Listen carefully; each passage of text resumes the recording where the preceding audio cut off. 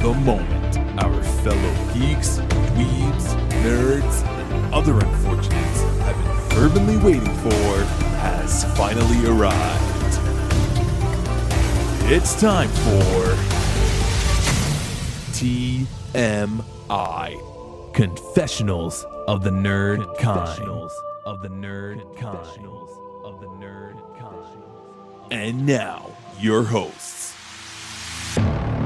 Jeff Nerf Herder Chandler and Jim Kaiju Baker.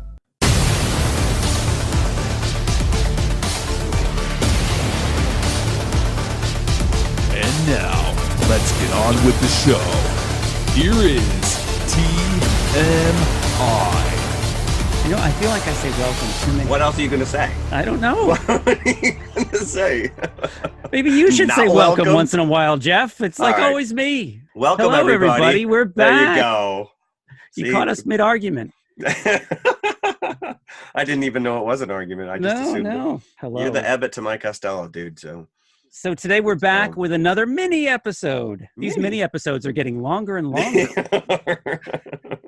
And we're here to talk about Chapter 6 of The Mandalorian. Only 2 more to go after today. And we've got Christina Henry back with us. Yes. Welcome. Welcome back, Thank you, guys. Christina. Thanks Thank for you, coming This back. is awesome. As I said before, you're spoiling us.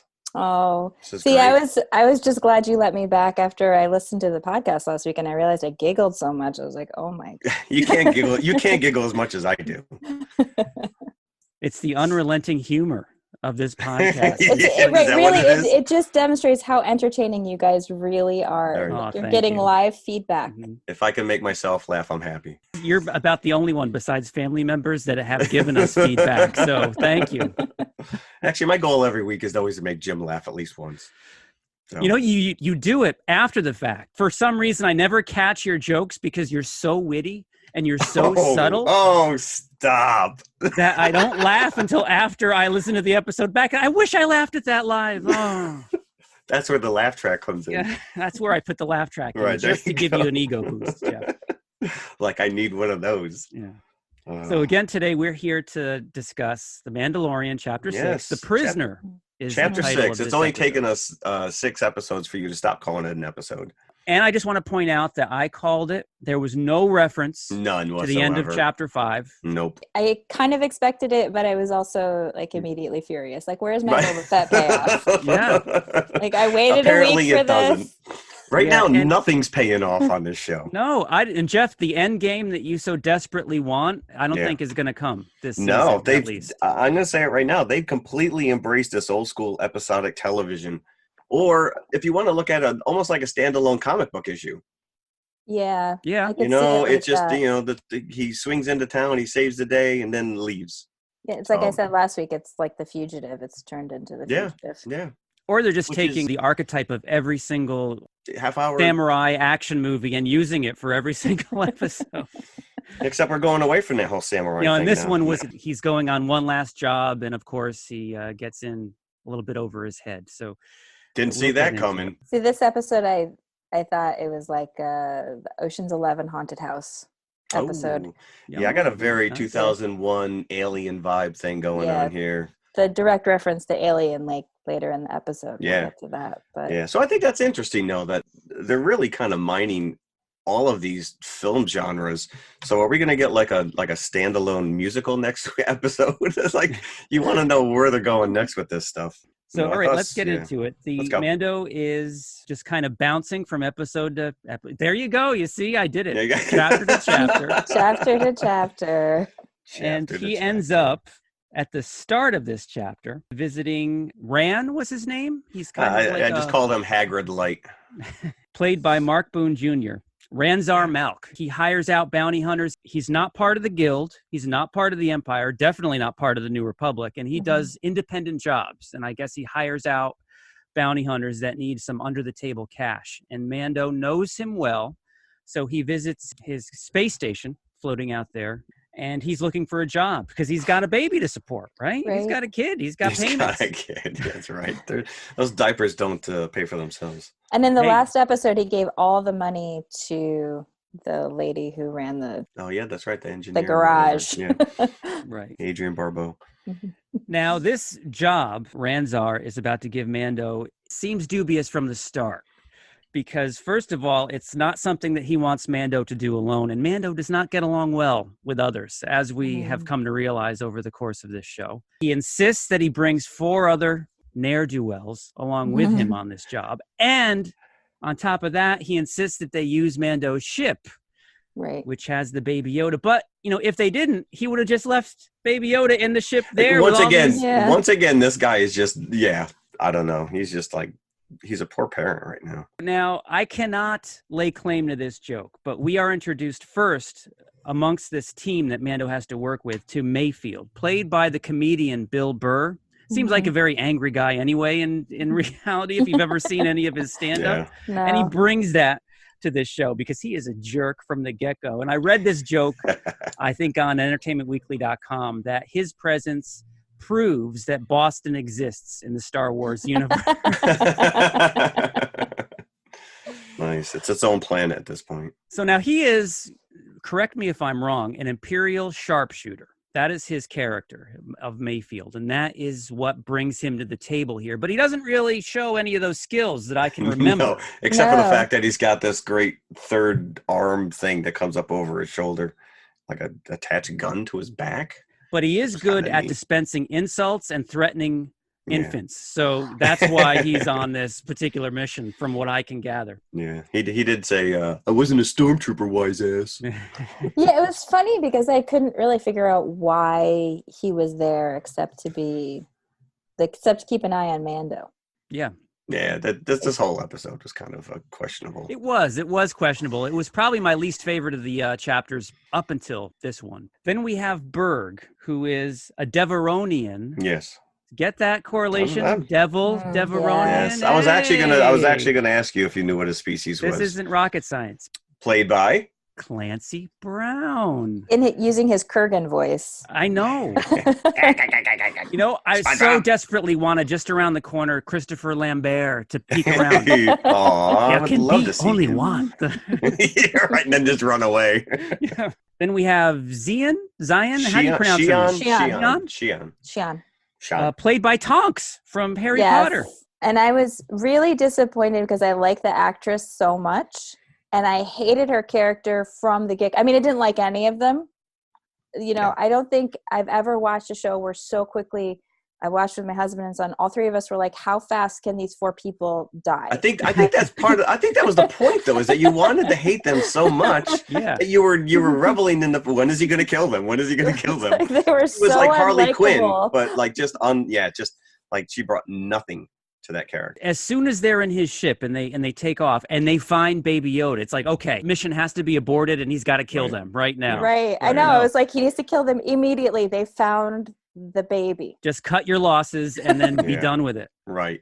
Oh, and we didn't talk about the droid who's got to pilot the ship. Mando can't even fly his own ship as part of this mission. I don't know. This sounds like this is like a bad deal. Zero. Any relation to the Death Star droid? Because he seemed very bug-eyed. He looked kind of like maybe like a 2.0 version of that guy. Yeah. So here we go. So now we have our team assembled, if you can call them that, because they would all take no hesitation in killing each other. Right. Come out to be the like only I said, one the to Suicide take Squad. Yeah. Even the droid was in it for the money. What's he going to do with the money? So they have to extract, and they don't tell Mando that this person is on a New Republic prison ship, a prisoner that has to be broken out. That's what the job is. And the reason that they want Mando's ship is because it's off the grid. For some reason, the Empire can't detect it, nor can the New Republic. So they can sneak up on the ship, drill a hole in it, and they would be none the wiser. So that's exactly what they do in order to gain entrance to this prison ship. Now, this is where the haunted house aspect comes in, because it is unmanned except for one person, but it's filled with droids, which are like kind of floating around like ghosts. Yeah, and that was why I immediately kind of got this, haunted house vibe. Plus, it's the isolation of the geography, right? They're in a place where no one else is nearby. And but like almost immediately, as soon as they land, this team proves that they're completely incompetent. Yes. Like, why were these people chosen for this mission? They're clearly rank amateurs. They start making noise. They attract attention. Yeah, because Berg immediately destroys one of the droids, and everybody's like, no, don't do that. There's a lot of cat and mouse. They go through the hallways. They encounter the one lone human guard that's there. Now, Jeff, this is an Easter egg. The very actor that plays this role is an Easter egg, and I don't think any one of us could deliver it better than you. So. Oh, I don't know who it was. I don't know who I do. I do. Oh, go ahead. It's Anakin from the Clone Wars. Oh, the voice of Anakin from the Clone Wars. You are correct. I did read that, but I didn't write it down in my notes. Clancy Brown has done some voices on Clone Wars as well. I think he was in Mandalorian. As a matter of fact. Yeah. He's done a lot of voice work. In fact, when my son hears him, he says he's Shredder from the really? the Turtles. The umpteenth reboot of Turtles. I don't think Kurgan immediately when I see him. I think of him from that old movie Bad Boys with Sean Penn. Oh no! I always think of the Kurgan, and my son thinks Shredder, so that's a generational difference there. Oh, I go right for Mr. Krabs at this point. SpongeBob. There's one scene, I think it's right before Mayfield discovers Baby Yoda. There's actually a Jar Jar call out in this episode. Yes. He says, "What's underneath the helmet? Are you a Gungan?" And they actually try to remove his helmet. Right. Now, if throwing Baby Yoda didn't do it, them putting hands on his helmet, I think, like, he's gone soft. Baby Yoda has made this man soft throughout these chapters. Getting back into the prison ship, he tries to save the New Republic prison guard, and he is not successful. They actually find the cell of the person or thing that they have to release, and it's actually Cheon's brother. And I'm glad that they've never showed a male Twi'lek before, because he was creepy as hell. Sorry. It's almost not a surprise to find another jerk in the cell after this crew that he's been saddled with.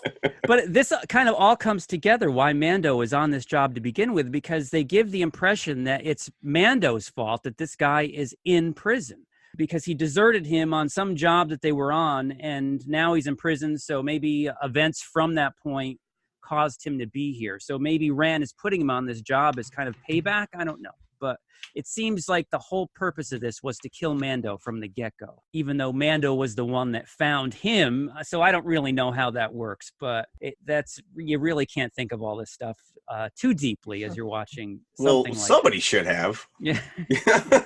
We as viewers. Somebody should have thought this through. Yeah.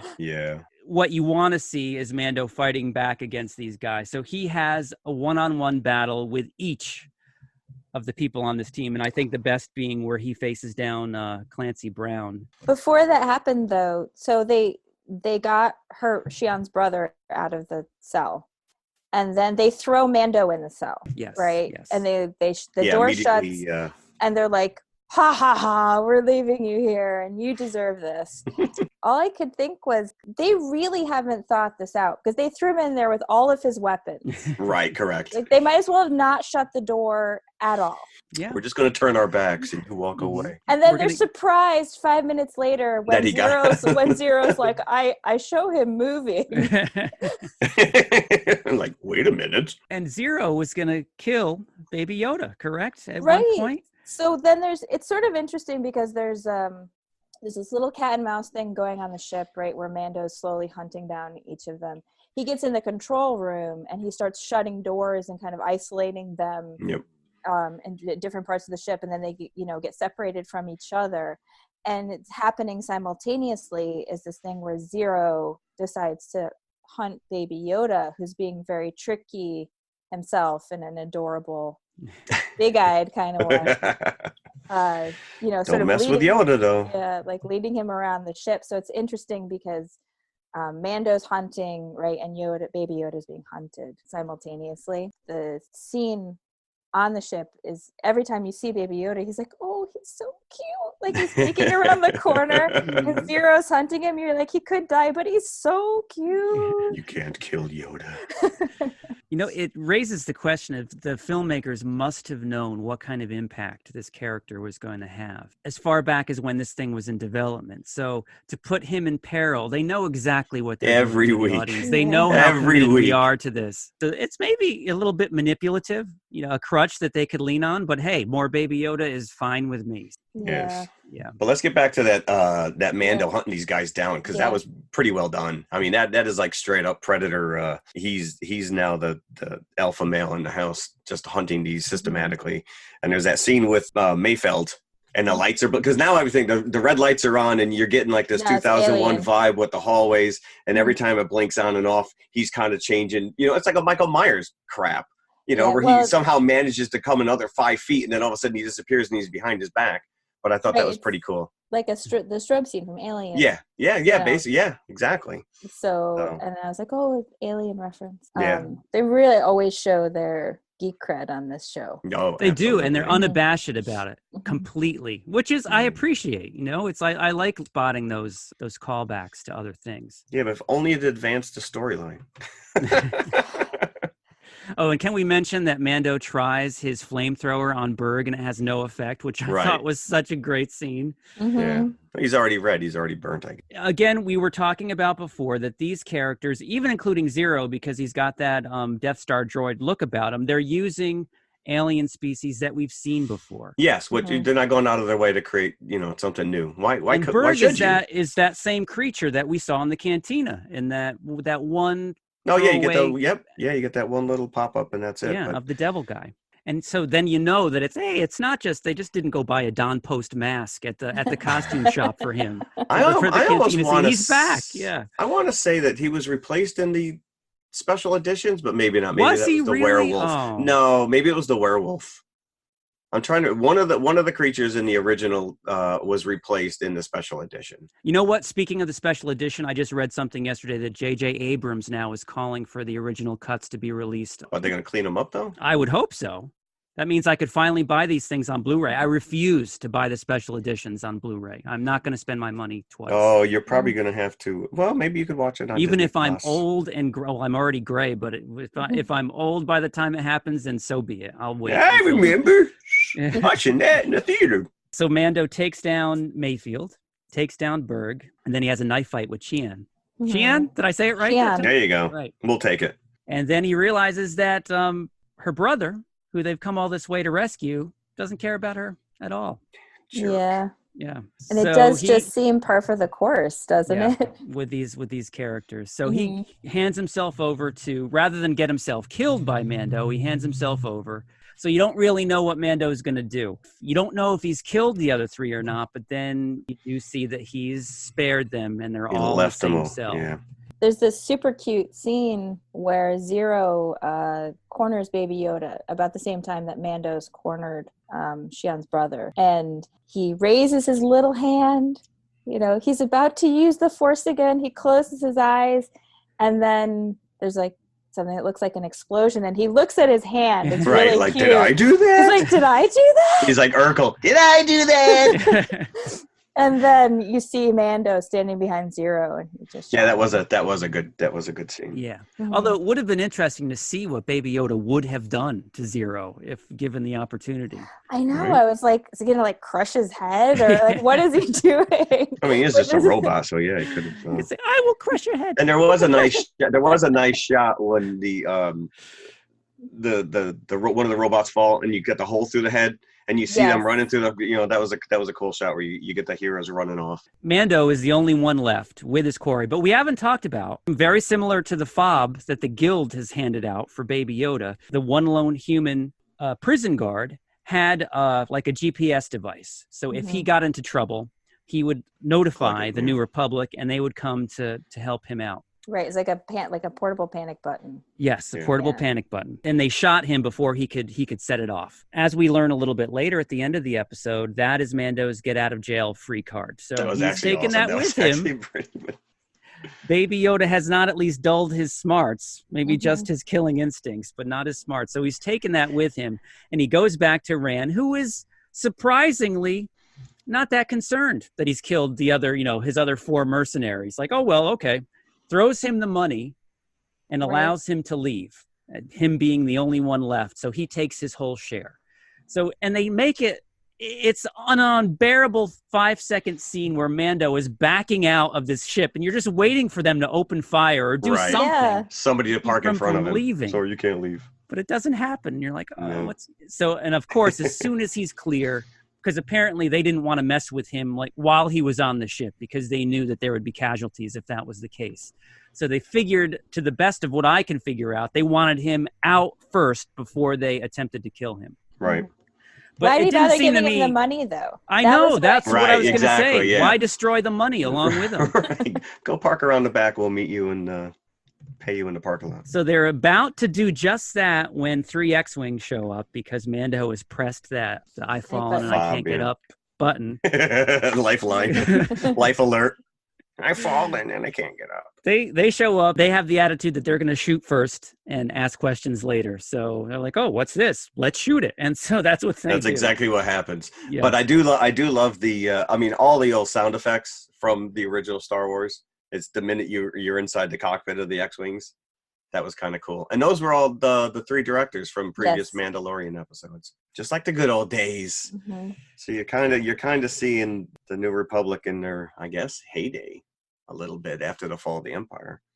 Yeah, and I wish really that they kind of tie this in somehow to these new series of movies, because I want to know how easily, because in the new movies, the New Order are referring to the New Republic again as rebels. I'm like, well, what point did they stop being New Republic and now they're rebels again? It's the New Order that are the rebels, really. But right, correct. Let's not get into that. You're quibbling. You're quibbling.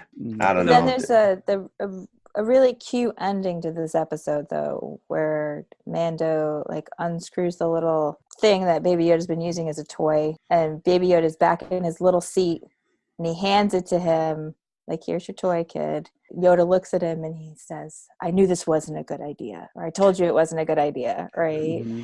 And it's sort of a cute ending, but at the end of the episode, I felt really unsatisfied because, like you said, it's 6 episodes on. There's sort of no progress and kind of an overarching story. Yeah. Right. And this episode was full of so many people that I desperately wanted to see dead at the end, and they did not die. I was so maybe angry. that's what. But is that what they're building up? That they're just going to build up all these people who are so pissed off at him that next season it's just going to be him fighting off all these guys?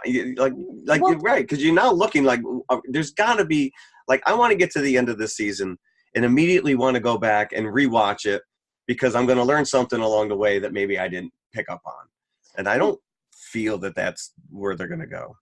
Last week, they killed off 2 characters, right? 2 great characters. I was angry that they killed off Ming-Na Wen's character. Yeah, this guy is just like a death in his wake. And then he goes. doesn't kill like these 3 people, as incompetent as they are, who can clearly be a threat to him, who know about Baby Yoda.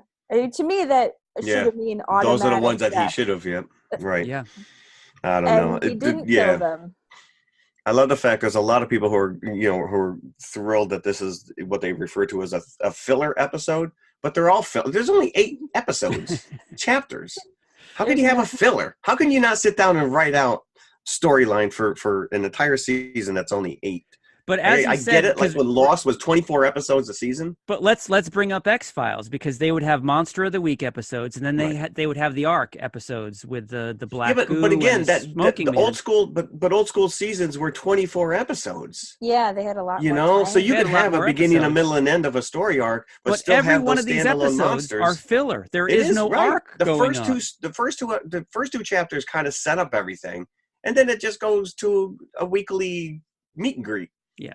Well, but we wouldn't be complaining about this unless we loved this show so much. If this came out when we were kids, we would be eating this up every week. We wouldn't even care about it. We're spoiled now because there is this every show's got to have this overarching storyline. It's got to be a mini movie. I mean, I understand if they don't necessarily want it to be, one big story from first episode to the last episode. But what I would have liked is, in the first couple episodes, you kind of got hints of like the Mandalorian's past and things like that. I would have liked to have seen them start filling it, like backfilling that information. Even if you're just seeing his memories or his flashbacks. Yeah, you did get the flashback of him as a kid, kind of a thing. And even in this one, because Jim, you brought up that they mentioned the Great Purge.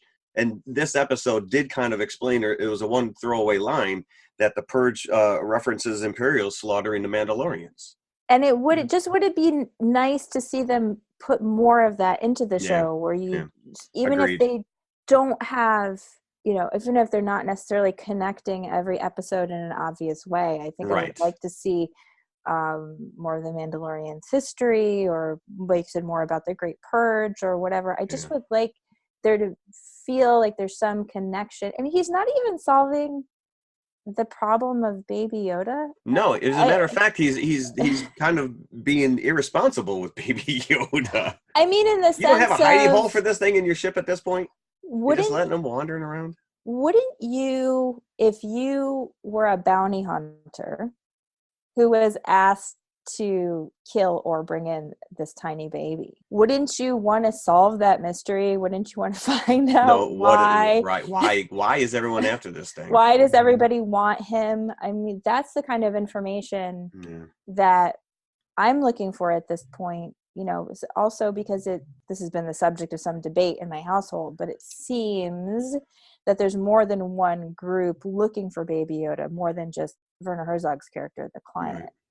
So who are these other people, that how do they know about him? How do they know about him? Yep. Why do they want him? I mean, this is the stuff that I would like, even if it's just, a minute here or there, just something to kind of pull all this together. But now it's more like the adventures of Mando and maybe we'll get that in the next 2 episodes. Maybe you got the first 2 up front that establish it, and then the 2 in the back end that really kind of thrust us forward. Character that has come across Baby Yoda yet seems to know what he is, or it seems like they've never seen this species before. So they're like, "Oh, is this a pet? What is this?" Right? There was a great line. Did you two make this?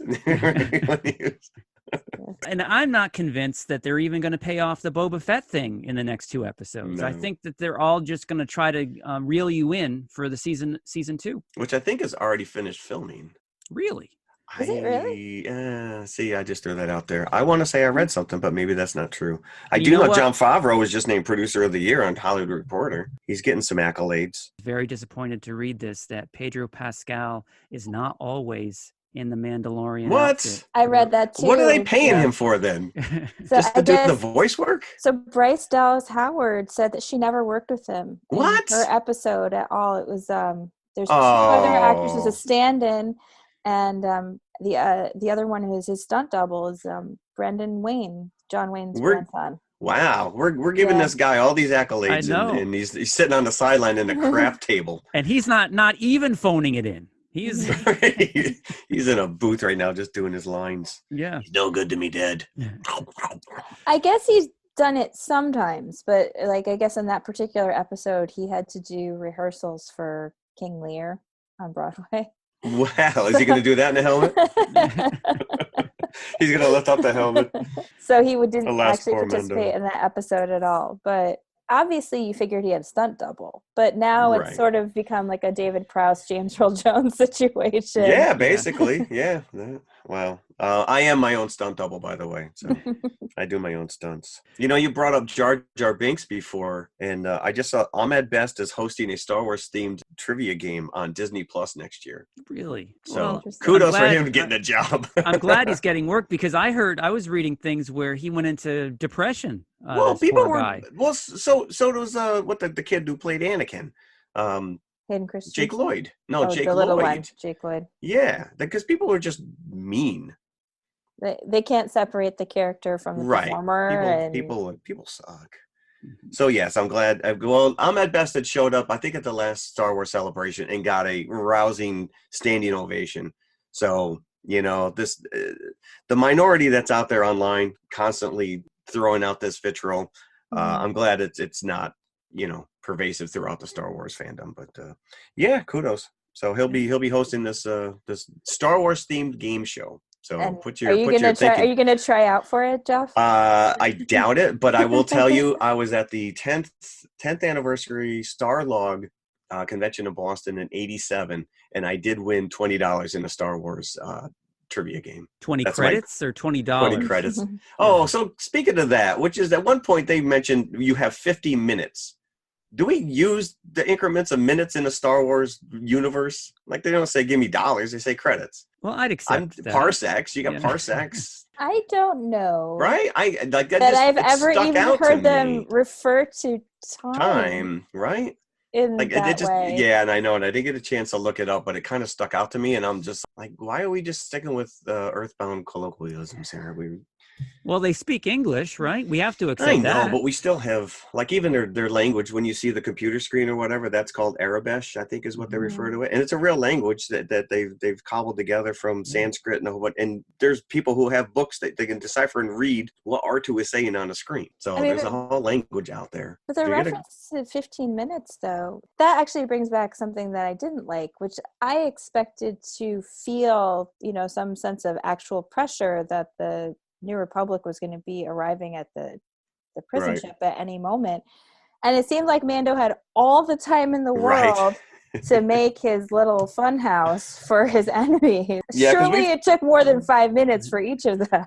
Right. Yeah, it's funny. We talked about that in another episode where it's like there's some movies where they say there's a 15-minute countdown. I think it was Aliens, right, Jim? And we counted, and it literally is 15 minutes. When Ripley has to get out of the complex before the whole thing blows up. But I came home, and it was like midnight the other night, and I just needed to unwind. White House Down was on with Channing Tatum and Jamie Foxx, and they got an airstrike coming in on the White House. You have 8 minutes. It was a 45-minute run to the end of the movie. But anyways, it was entertaining. It was. What genre are we going to hit up next? Right. I would just like to see some kind of payoff. I would like some degree of either laying ground to start solving the mystery in the next season, the mystery of who Yoda is or the mystery of who the Mandalorian is, or I want to see Boba Fett's face before the season is over. Just see his helmet. Something. Yeah. I could get away without really learning a lot about the Mandalorian, but I got to know where it's going. Like you said, the Yoda thing is this MacGuffin at this point that everyone's chasing after. We don't know what he is, where he came from, what's true. Why? Or why. Yeah. But we're sucked in. Yeah, we are. We're just like the episode name. We're prisoners. Yeah. Yeah, that could represent the viewer and nobody in the episode. Right? That's what it's meant. Suck. You paid your $8.99 for it really should be the prisoner, then in parentheses, you. But there's only 8 episodes, so even if you're frustrated, you can kind of be like, okay, well, it's only 8 episodes, and it sometimes when you invest more time in a show and there's not a payoff, and it peters out. They cancel it after one season, and then or whatever, and you just get so angry. Actually, it's interesting because I did think of Firefly. Oh, I was just going to use that as a reference. I thought of Firefly in terms of the way the show's structured, because Firefly was sort of the same way, where there was sort of a hint of something bigger going on in the background, but really it was just they were going. It was just You're right, except it was what's her name as opposed to Yoda. Yeah, the girl. What the hell is her name? Yeah, but at least we got a movie out of Firefly. And then that did wrap it up nicely. Which was a miracle in itself, and I'm very thankful that we have that Serenity movie. But you go back and those episodes are very rewatchable. But when you get to the end, you're very disappointed that did not go forward. And you're just mad at Fox. Yeah. They gave Dollhouse a second season. Come on. Dollhouse. Wrapping up chapter 6. Obviously, we're invested now. We've done 6 of these. We have to do the last 2. So you're going to hear that in the next couple of weeks from us. You're also going to hear, obviously, our take on the rise of Skywalker. And that is going to be a full episode in and of itself. We are not pairing it up with anything. Yeah, perhaps 24 hours, a marathon episode that you will have to listen to in real time as you go to work and then come home. And I don't know. But if that's not enough, we're also going to unleash our latest 5-bucket episode on Rogue One. So we are just all Star Wars all the time in December here. Lucasfilm, we expect our check in the mail. Yes. Thank you very much.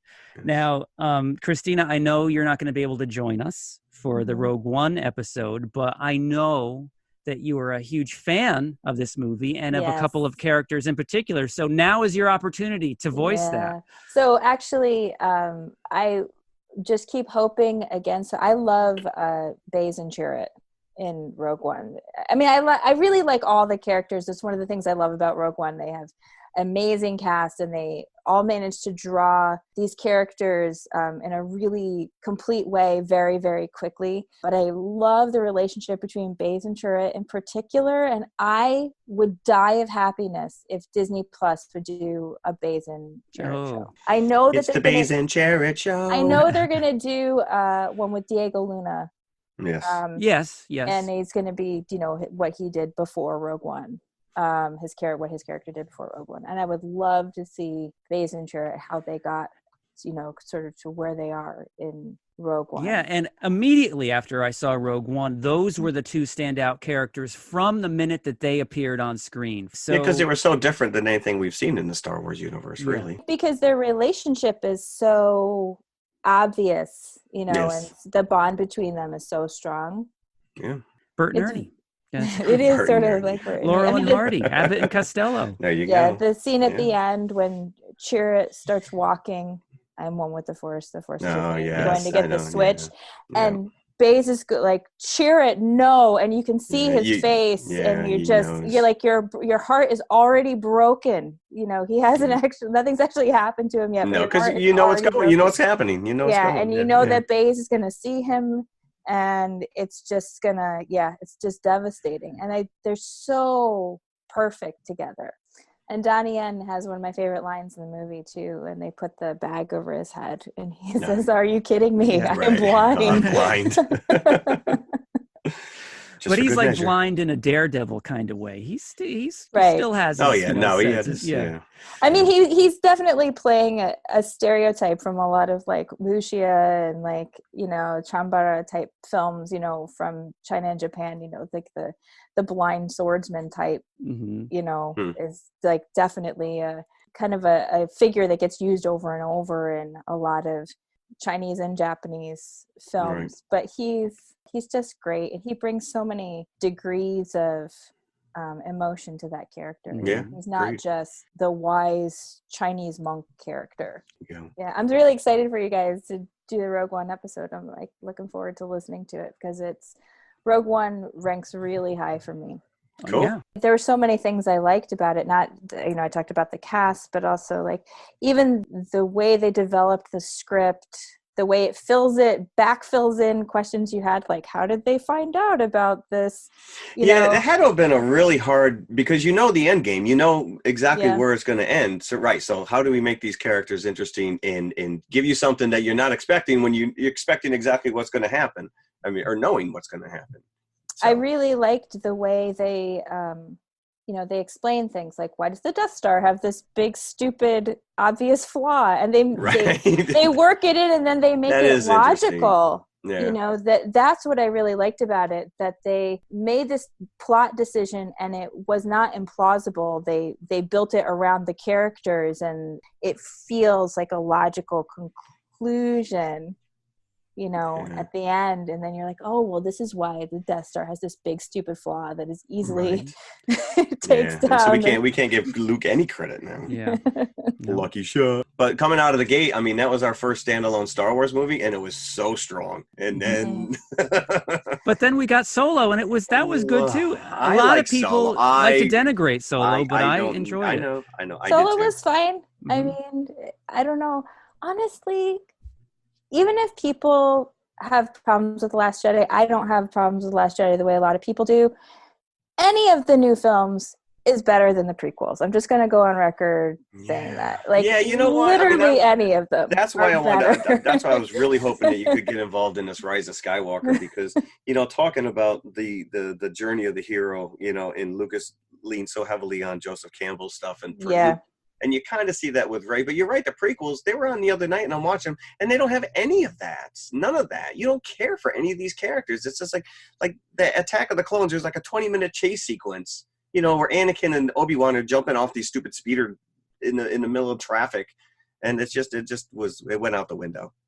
I mean, I think that my intense frustration from the prequels comes from the fact that, I don't know if you guys did this, but when I was young and I watched the Star Wars films and they referred to things that happened in the universe's history, I started filling in those things sort of in my own mind in a certain way. And then the way Lucas played those things out in the prequels, I was like, that doesn't seem like what he set up in his own film. Yeah, especially you know? the Clone Wars. I mean, the Clone Wars of the animated series, I think, Yeah. did a far better job of fleshing that out. But yeah, it's a one line that Obi-Wan throws out there, but it just opens up this entire universe to, as a kid, like, Clone Wars, what the hell is that? You know, and the comic books, you know, Marvel did a great job of just, you know, kind of playing with some of that stuff or whatnot. There were so many little things that, like, I had sort of latched onto from the original films, and when I saw the prequels, I was like, what? So, like, the scene in Return of the Jedi when Luke asks Leia if she remembers her mother. Yeah. And she says, yeah, I remember her, you know, just a little bit feelings, and she was very sad.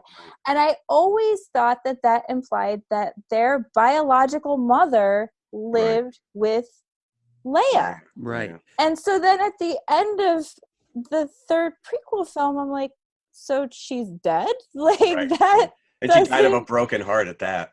like, you know? Like that doesn't make any sense to me. Yeah. I thought that she would go away with Bail Organa, you know, which you never see his wife until the last frame when she's getting handed a baby. What the hell did you bring home? Honey, guess what? Guess we're not going to Hawaii this year. And so, I mean, I think my frustration with the prequels really rises from the fact that Lucas didn't build on the things that he had put himself into the first 3 films. And that's why I love Rogue One, because Rogue One doesn't try to invent anything that's sort of not already there, implied in the original. So it's a sort of the prequel that should have been. That's what Rogue One is. Yeah, I feel very passionate about this, guys. Don't get me started. There you go. Wow. Yeah, I see. Ooh.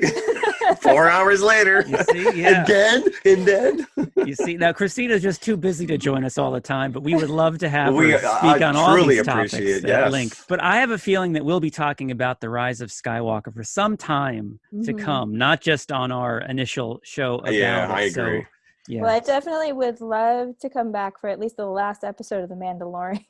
Okay. I think we need to wrap this up, guys. Yeah, we do. This is like therapy 101 at this point.